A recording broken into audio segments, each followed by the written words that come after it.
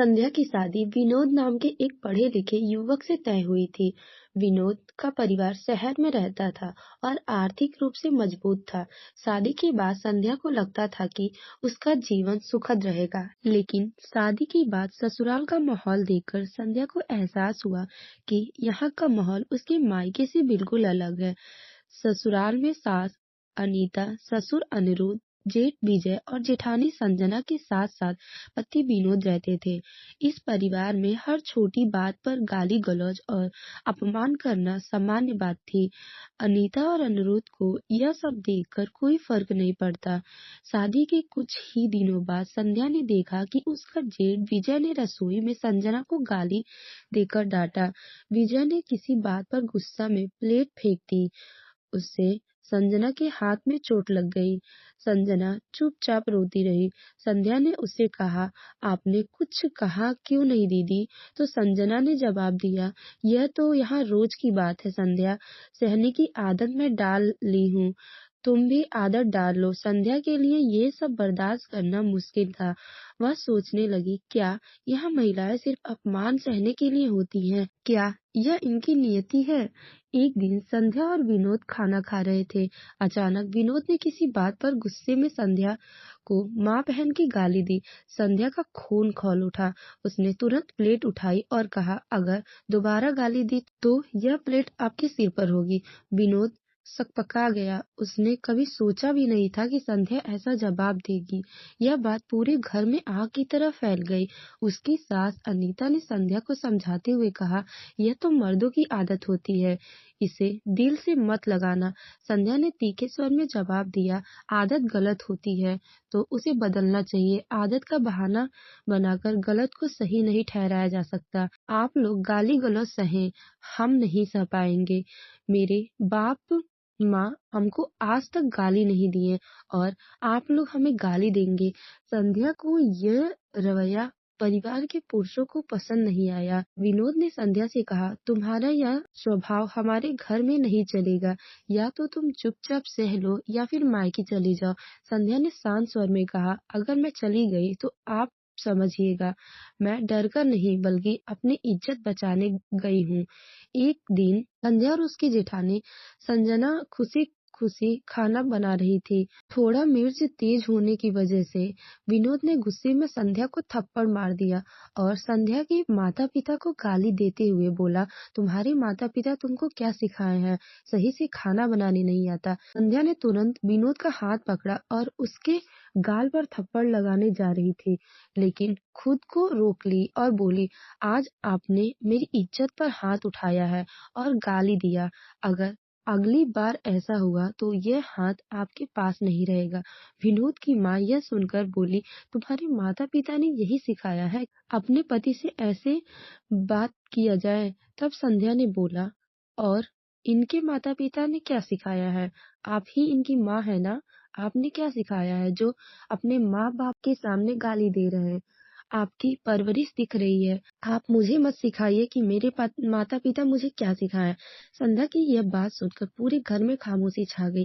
संध्या ने ये सब अपने पिता श्याम को बताया। श्याम ने तुरंत संध्या को घर ले जाने का निर्णय लिया। जब श्याम संध्या के ससुराल पहुंचे तो संध्या के सास ससुर से कहा, हमारी बेटी ने ये रिश्ता निभाने की पूरी कोशिश की है, लेकिन आप लोगों ने उसे इंसान नहीं वस्तु समझा। अगर आपको लगता है कि ये गाली गलौज और हिंसा सही है तो हमें अपनी बेटी का रिश्ता खत्म करना होगा, क्योंकि हम लोग आज तक अपनी बेटी को गाली नहीं दिए, आप लोग गाली दे रहे हैं। संध्या के माता पिता उनको लेकर घर चले आए। कुछ दिनों के बाद संध्या के दरवाजे पर पुलिस वाला आया और बोला, इस घर में संध्या कौन है? तो संध्या बोली, मैं हूँ। क्यों, क्या हुआ? तो पुलिस वाला ने बोला, आपको कल कोर्ट में आना पड़ेगा, आपके ऊपर चोरी का आरोप लगा है। संध्या घबराती हुई बोली, कैसा चोरी? मैंने तो कोई चोरी नहीं की सर। तो पुलिस वाले ने कहा, आपको कल यह सब कोर्ट में आकर साबित करना होगा। संध्या ये सब बात अपने पापा से बताई। पूरा घर सहम गया था। ये क्या हो गया? अगले दिन जब संध्या और उसके घर वाले कोर्ट पहुंचे तो देखे कि विनोद और उसके घर वाले कोर्ट में थे। विनोद को देखकर संध्या को रोना आ गया। वो उसके पास जा रही थी, तब तक पता चला कि यह केस उसने और उसके घरवाले ने मिलकर किया है। संध्या को ऐसा लगा उसका कोई नहीं है। वो एक जगह खड़ी की खड़ी रह गई। कुछ देर बाद जज साहब आए और बोले, संध्या, आपने अपने सास-ससुर के गहने चुराए हैं। संध्या चौंक गई और बोली, नहीं जज साहब, मैंने कोई गहने नहीं चुराई। तब तक उसकी सास और विनोद बोला, जज साहब, इसी ने चुराई है। हम लोगों ने इसको रंगे हाथ पकड़ा। ये सब देखकर वो फूट-फूट कर रोने लगी। जिस पति को इतना प्यार करती थी, आज उसी ने चोरी का आरोप लगा दिया। फिर संध्या ने बोला, जज साहब, मैंने कोई चोरी नहीं की है। ये लोग झूठ बोल रहे हैं। ये लोग हमको मारते पीटते थे, मेरे माँ बाप को गाली देते थे, इसीलिए मैं घर छोड़कर चली गई। उसके बाद संध्या ने जज को सारी बात बता दी। तो जज ने बोला, क्या सबूत है कि ये लोग आपको मारते पीटते थे? तो वह चुप हो गई क्योंकि उसके पास कोई सबूत नहीं था। अभी संध्या बोलने ही जा रही थी, तब तक उसकी जेठानी संजना ने बोली, मैं साबुत हूँ साहब।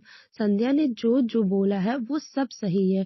यह सब मेरे साथ भी हुआ है, लेकिन मैंने कभी आवाज नहीं उठाया। लेकिन आज संध्या का हिम्मत देखकर मेरे अंदर हिम्मत आ गया। यह सब देखकर संजना का पति उसको घूरने लगा। तब संजना ने बोला, आज मैं चुप रहने वाली नहीं हूँ। मैं आज पूरा बात बताऊंगी, जो जो आप लोग ने मेरे साथ किया है। ये सब सुनकर जज साहब ने विनोद के पूरे घर वालों को सजा सुना दी। लेकिन संध्या को विनोद के ऊपर दया आ गया। वो बोली, अगर आपको आपके घर वाले अब भी सही लग रहे हैं तो हम लोग कोई केस नहीं करेंगे। यह सुनते ही विनोद की आंखों में आंसू आ गया और उसके परिवार को धीरे धीरे अपनी गलती का एहसास हुआ। विनोद ने संध्या से माफी मांगी और वादा किया कि वह अपने व्यवहार में सुधार करेगा। संध्या ने ये शर्त रखी कि अगर आपका घर का माहौल बदलेगा और महिलाओं को इज्जत मिलेगी, तभी वो वापस आएगी। विनोद और उसके परिवार ने संध्या की बात मानी। उन्होंने गाली गलौज छोड़ के घर का माहौल बदलने की कसम खाई। 1 साल बाद संध्या और विनोद अपने पहले बच्चे के माता पिता बने। पूरा परिवार खुशी से एकजुट था। सास अनीता ने प्यार से संध्या से कहा, तुमने हमें जो सिखाया है उसके लिए मैं हमेशा तुम्हारी शुक्रगुजार रहूंगी। तुम इस घर की असली शक्ति हो। संध्या ने मुस्कुराते हुए कहा, जब हम गलत को सहना बंद कर देते हैं तभी सही की शुरुआत होती है। मैं चाहती हूँ कि मेरी बेटी ऐसी ही एक दुनिया में बड़ी हो जहाँ हर औरत को सम्मान हो। संध्या ने ये साबित कर दिया कि गलत बातों के खिलाफ आवाज उठाना ही सही रास्ता है। उसने अपने सम्मान की रक्षा की और अपने पति और परिवार को सही राह पर लाया। तो दोस्तों, आपको ये कहानी कैसी लगी है? कमेंट कर कर जरूर बताएं। कहानी अच्छी लगे तो प्लीज वीडियो को लाइक करें, शेयर करें और हमारे चैनल स्टोरी विद आरजे को सब्सक्राइब जरूर करें। Thanks for watching.